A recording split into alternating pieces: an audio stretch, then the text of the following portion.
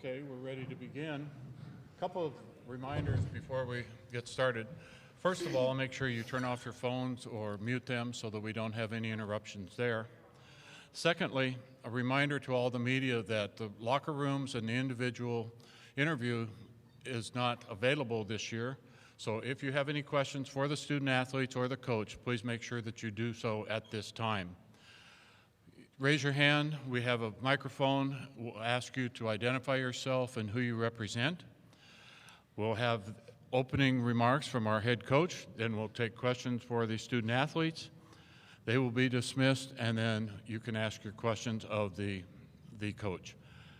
Joining us, we have Chris Gobrecht, who's the head coach of the Air Force Falcons, along with number 3, Sierra Winters, and number 23, Riley Snyder. So, Coach, it's up to you.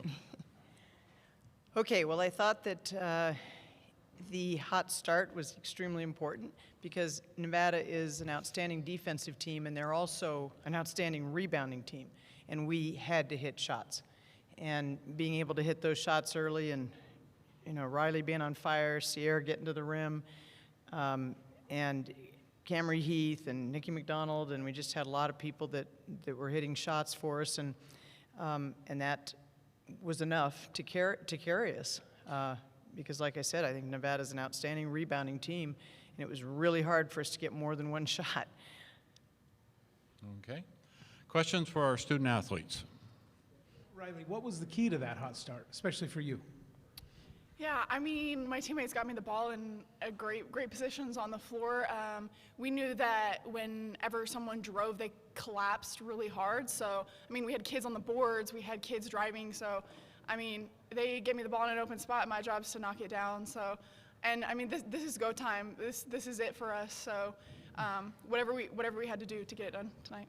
Like it's for either of you then, because it's go time, because it was so important. How were you able to be so cool out of the gate and translate that into something positive as opposed to the other way?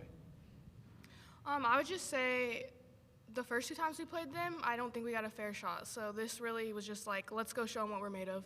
And we knew we could come out like that and just executing it. And what kind of relief was there when you were executing it, when you were hitting those shots? I mean, it feels good to see the first one go down and all of them go down. I mean, we're so hard to guard when every single person is hitting, and we have such talented players on this team. You can't just guard one person because, I mean, next man up is going to hit it. So. And without Haley most of the first half, how did that change things in terms of, you know, who needed to get rebounds and then just the importance of everybody crashing the boards? Well, Sierra got 10 over here, so Yeah. that helps a bunch. Yeah, no, Sierra's a great rebounder. I mean, our guards got a rebound too. Yeah, coach was on us all week about their great rebounding team. Everyone has to box out, like even the guards crash. So we all knew it was important to get to the basket. And this wasn't really your typical style in that you did shoot at high percentage and you didn't force a whole lot of turnovers. How do you think why was that, first of all? Why was Nevada so good at, you know, protecting against that? And how do you think you overcame it? I mean, they play pressure defense too. Yep. So every day in practice, they're guarded how we guard them. So they're used to that.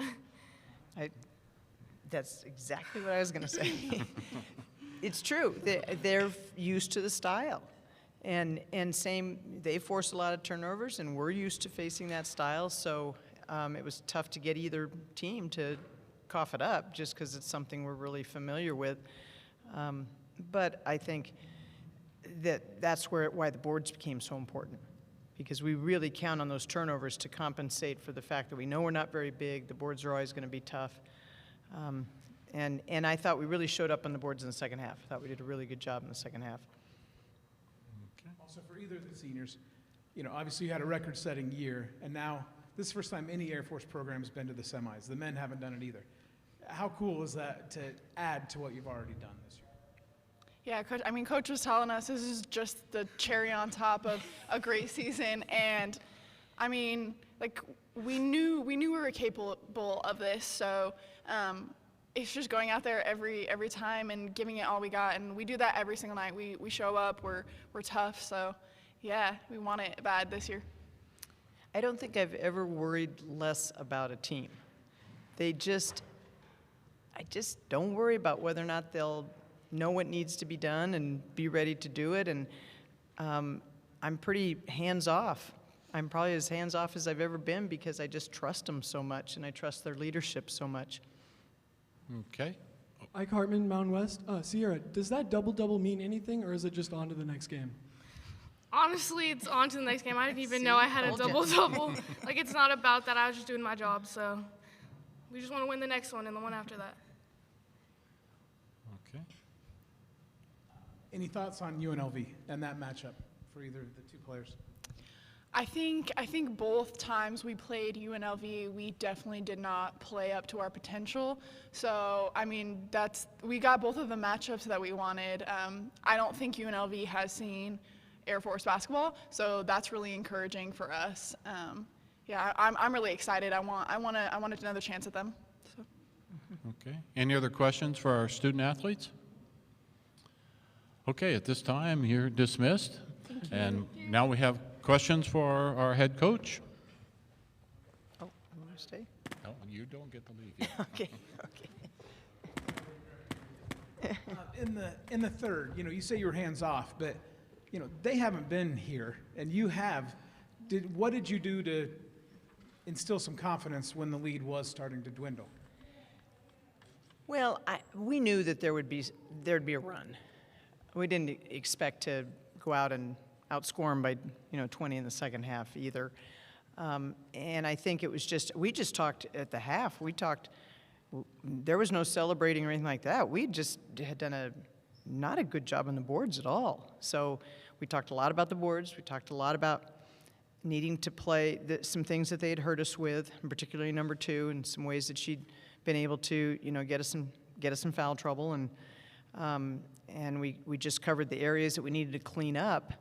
And then I believe that one of the unsung heroes of this team is Jo Hunnemer.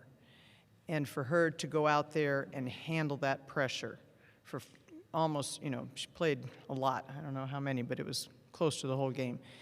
And she just handles it, and she just carries on, and she keeps everybody calm. And I think has a lot to do with them being able to just say, okay, we're good, we're fine. We know we can play good defense.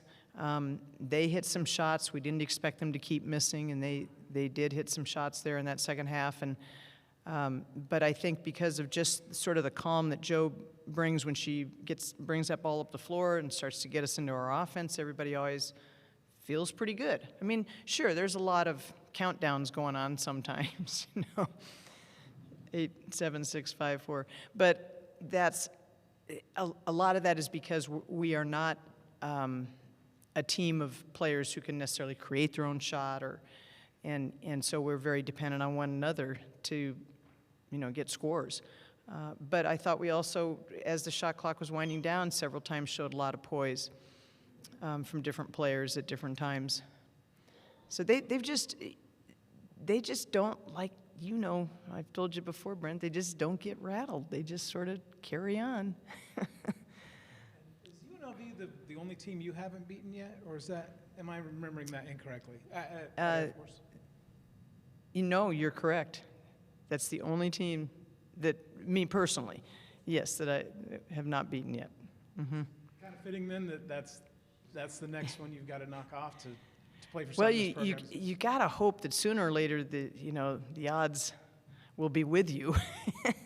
So, third time was a charm with Nevada, and hopefully it'll be the same with UNLV. But they are a handful for us. They're big, strong. They execute great. They have shooters. They have post play. It's pretty hard to find a weakness. There's a reason they won the conference. It's pretty hard to find a weakness there. So I just think we are going to have to play well. And like Riley said, we just haven't played well against them, but they probably have had something to do with that. So hopefully we can show up tomorrow and play well. 21 points off the bench. Just how impactful was the bench in this game? Our bench has been really important for us all year. We have, we play a style of play that it takes a lot out of you. We pick up full court.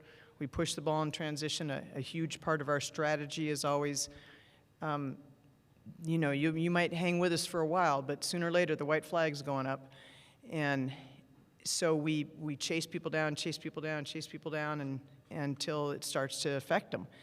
And we have to have a bench to do that. And one of the differences from past years and this year is that our bench play is strong. We can go to the bench, we can get players that not only can hold the fort down, but sometimes can give us an extra, you know, kick or an extra push. And so they've been very important. Whether it was Lauren McDonald or Nikki McDonald or you know, we just recently have had Brianna Autry-Thompson back and Kayla Pilson back. And those are two good players who it's very nice to be able to say, hey, can you get in there and guard two? You know, help us out here. and I'm happy they're able to contribute because they've, you know, missed so much of the season. But I'm very, very, very pleased with our bench play, and it's a huge part of why we are where we are. Okay, any final questions for our coach? Okay, thank you. Thank you.